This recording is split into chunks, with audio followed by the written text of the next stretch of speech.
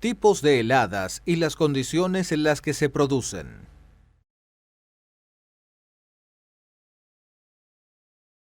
Las heladas constituyen uno de los problemas de mayor incidencia e impacto económico en la agricultura a nivel mundial. En Chile sus efectos han sido severos en especies de características subtropicales como el palto y los cítricos y en las especies de origen templado y floración temprana como el almendro, cerezo o en especies de extrema sensibilidad como la vid. También las hortalizas son muy sensibles. En esos rubros las heladas originan pérdidas completas. Mientras que para la meteorología, una helada es la ocurrencia de temperaturas bajo 0 grados, desde un punto de vista agronómico se considera helada a la ocurrencia de temperaturas bajo las cuales se genera un impacto negativo sobre las plantas o en parte de ellas. Sin embargo, cabe señalar que en términos preventivos, actualmente en la agricultura se considera helada, al igual que en la meteorología, las temperaturas bajo cero. Los impactos serán distintos dependiendo de la época en que ocurra la helada, la especie, el tiempo y frecuencia en que estuvo expuesta la planta a la helada y el estado de desarrollo de la planta en ese momento. De acuerdo a cómo se forman las heladas, se puede señalar que existen dos tipos. Las heladas radiativas son las que están relacionadas con la fuga intensa durante la noche del calor que se ha acumulado en el suelo durante el día. Esta fuga de calor ocurre cuando el cielo nocturno se encuentra despejado, sin viento y el aire tiene baja humedad. En esas condiciones, el aire caliente sube desde el suelo, siendo desplazado por el aire frío de la atmósfera. Este enfriamiento, que parte desde la superficie de la Tierra hasta los primeros metros de la capa atmosférica, da origen a la capa de inversión térmica, en la cual a determinada altura se encuentra el punto divisorio entre aire frío y aire caliente. Por esta razón, el éxito del control de heladas por hélices radica en que los dispositivos sean ubicados a alturas donde puedan romper esta inversión y generar mezcla de aire para llevar el aire caliente hacia abajo nuevamente. La altura de esta zona de inversión es variable dependiendo de la topografía local y de las condiciones meteorológicas, pero generalmente varía entre 9 y 60 metros. Las heladas radiativas son el tipo de heladas que predomina a fines de invierno y en primavera en Chile y se caracteriza por cubrir con hielo la superficie del follaje. Las plantas amanecen con una capa blanca y por esta razón se denominan también heladas blancas.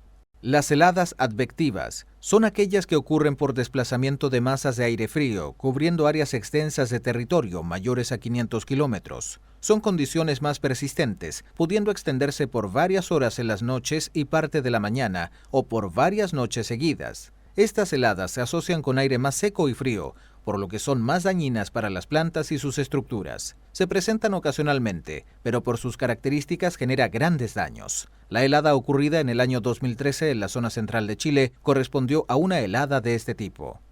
Las características de cada tipo de heladas se resumen en el siguiente cuadro. Tipo de helada. Características. Radiativas. Ocurre cuando las noches presentan cielos despejados, atmósfera calma y baja humedad del aire. Ha habido temperaturas mayores a 0 grados durante el día. El parámetro denominado punto de rocío es bajo. La temperatura en las noches cae a 0 grados o menos. Advectivas. Ocurre cuando hay varios días muy fríos y pueden haber sido ventosos. Son independientes de las características del cielo nocturno. Efectos sobre los cultivos.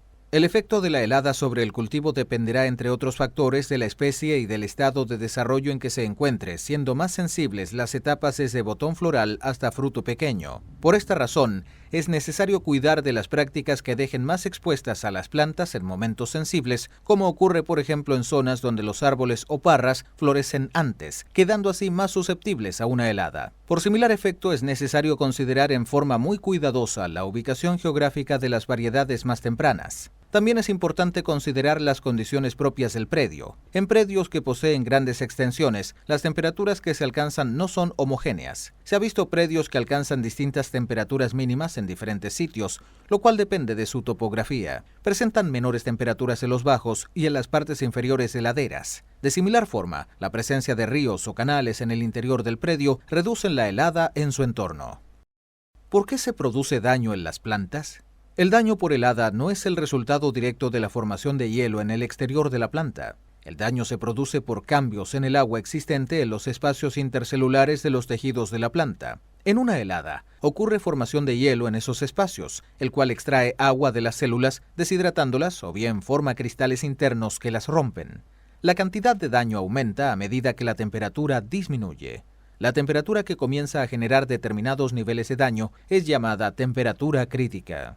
Una combinación de factores afectan la sensibilidad de los tejidos de la planta a la formación de hielo y a dañarse, tales como el estado de desarrollo de los tejidos o cuando ya ha habido temperaturas relativamente cálidas y otras condiciones. Por ejemplo, en vid, una temperatura de 0 grados es crítica si ocurre cuando la planta se encuentra en alguna fase desde el inicio de floración a fruto pequeño. Pero si la helada ocurre antes, cuando la planta se encuentra en brotación, la temperatura crítica oscila entre -2 y -4 grados Celsius. En el caso de ciruelo, en cambio, la temperatura crítica puede alcanzar a -2,5 grados Celsius cuando la planta se encuentra en inicio de brotación y hasta -6 grados Celsius cuando se encuentra en etapa de puntas verdes. Es importante considerar finalmente que la ubicación geográfica juega un rol importante en la propensión a las heladas.